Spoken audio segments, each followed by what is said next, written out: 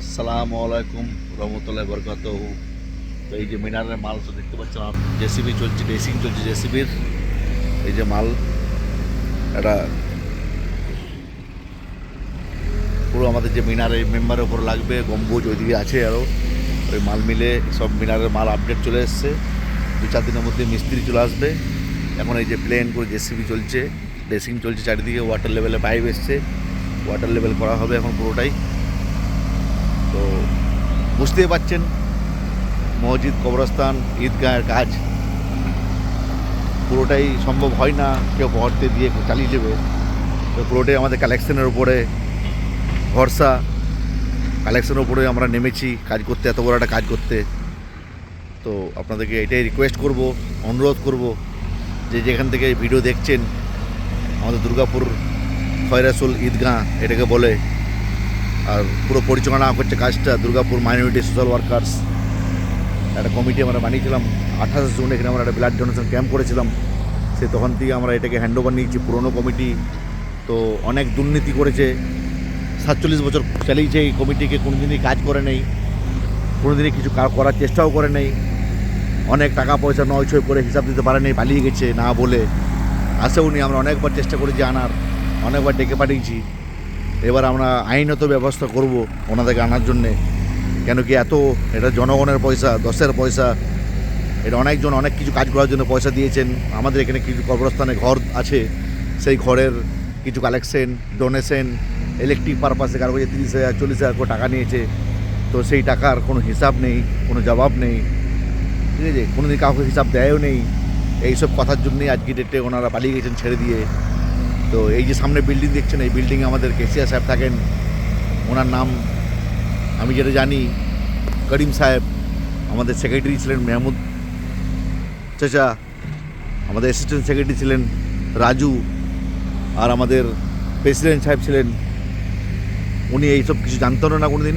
উনি আমাদের সঙ্গে কম্প্রোমাইজ করেন, কথা বললে কথা বলেন, ফোন করলে আসেন, কোনো জিনিসের ইনভাইট করলে আসে। আমাদের এখানে জলসা হয়েছে এর আগে 14ই সেপ্টেম্বর, উনি তখন এসেছিলেন। এর আগেও মিটিংয়ে এসছেন, উনি বলেওছেন যে যা কাগজপত্র আছে, মেহমুদ সাহেবকে ফোন করে বলেছেন যা কাগজপত্র আছে সব দিয়ে দাও। কোনো মতে উনি দিতে চান না। এখানে মাইয়া তাহলে ওনাকে সেক্রেটারি আছেন বলে সাইন করতে হয়, স্টাম্প মারতে হয়। উনি বলেন আমি ওখানে যাব না, আমার বাড়িতে এসে নিয়ে যাও, দিয়ে যাও, আমি ওখানে যাব না কোনো দিনই। এর জনগণ বিচার করবে, আল্লাহ আছে উপরে, আল্লাহ বিচার করবে, ঠিক আছে। যে অন্যায় করবে সে অন্যায় রেজাল্ট পাবে, তার ফল সে আল্লাহ দেবে তাকে।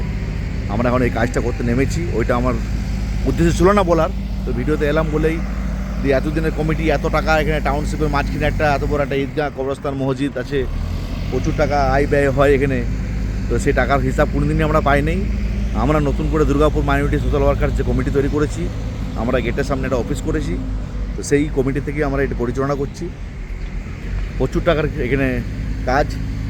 তো আমি এটাই আপনাদেরকে রিকোয়েস্ট করব, আপনাদের কাছে আশা করব, সবাই মিলে একটু হাত বাড়িয়ে আমরা নেমেছি করতে, এই কাজটা আমরা করতে পারি ভালো করে।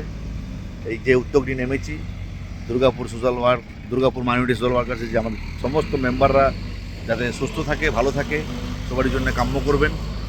আর সবাই মিলে যাতে আমরা এই উদ্যোগ নিয়ে নেমেছি কাজটা করতে, এই কাজটা যাতে ভালো করে করতে পারি। সামনে আর 2-3 মাস পরে ঈদ আছে, তার আগে আমাদের টার্গেট আছে এটা হ্যান্ড ওভার দেওয়ার। তো আপনারা সঙ্গে থাকুন, পাশে থাকুন। আমরা যেরকম করে কাজ করার চেষ্টা করছি, সেই কাজ যাতে ভালো করে করতে পারি। জেসিবি চলছে দেখতেই পাচ্ছেন, আর পেছনে আমাদের এই যে সব চলে এসছে মালপত্র যত আছে মেম্বারের, আপনার মিনারের। এটা বোঝা যাচ্ছে না, এটা যখন দাঁড়িয়ে যাবে একটার পর একটা দাঁড় করানো হবে, তখন ভালো করে দেখতে ভালো লাগবে আরও। তো এই ভিডিওটা আজকে আমি গ্রুপে দেবো, দেখবো অনেক কমেন্ট আসবে। আর আমার যে ব্লগ আছে, দুর্গাপুর মাইনরিটি সোশ্যাল ওয়ার্কার্সের যে একটা ব্লগ আছে, চ্যানেল আছে, সেইখানেও দেবো। তো আমি চাইবো কারোর মধ্যে যদি কোনো ভিউ থাকে, কেউ যদি কোনো কথা বলতে চান, কমেন্ট করবেন, বলবেন বিস্তারিতভাবে, আমরা বুঝতে পারবো কোথায় আমাদের ভুল হচ্ছে, কী হচ্ছে।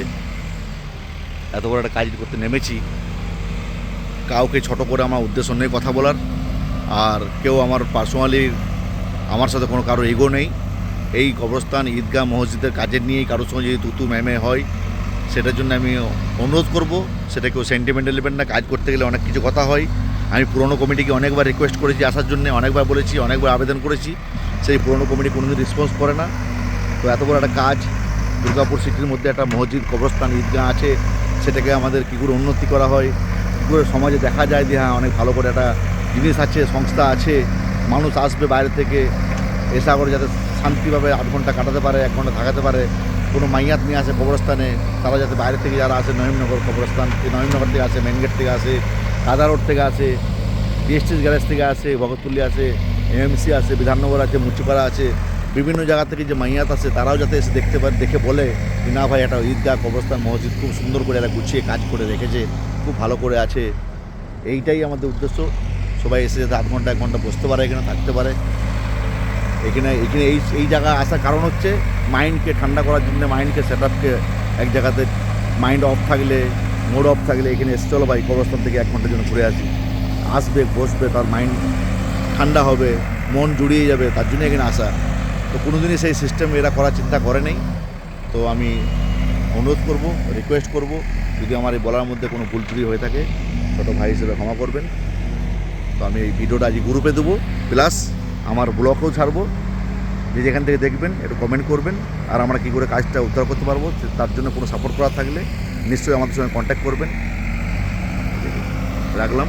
আসসালামু আলাইকুম রহমতুল্লাহি ওয়া বারাকাতুহু।